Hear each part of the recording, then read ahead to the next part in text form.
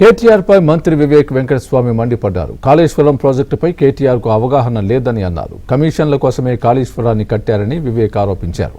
కేసీఆర్ అనాలోచిత నిర్ణయాల వల్ల లక్ష కోట్ల రూపాయల ధనం వృధా అయిందన్నారు.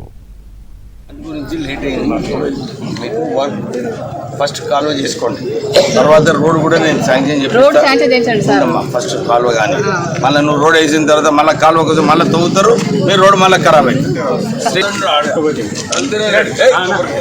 కేటీఆర్కి సరిగా అవగాహన లేదు, నాలెడ్జ్ లేదు. 4 సంవత్సరాలు కేసీఆర్ వచ్చి కాళేశ్వరం ప్రాజెక్ట్ స్టార్ట్ చేసిన తర్వాత సుమారు 1800 టీఎంసీ నీళ్లు పంపు చేసే అవసరం ఉంది. కేవలం 70 టీఎంసీ నీళ్లు పంపు చేసినారు.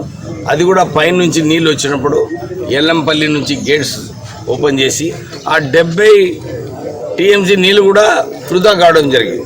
దాంట్లో 3000 కోట్ల రూపాయలు ఎలక్ట్రిసిటీ పంపింగ్ ఛార్జెస్ ప్రజల మీద ఆ భారం పడ్డది. వాళ్ళు ఆలోచించుకోవాలి. ఆ 1,00,000 కోట్ల ప్రాజెక్టుతోని మీ హయాంలో ఏదైతే ఆ వాటర్ వాడాలో ఎంత వాడినరు, నిజంగా ఎంత ఖర్చు చేసినారు. దాంతోపాటు ఈ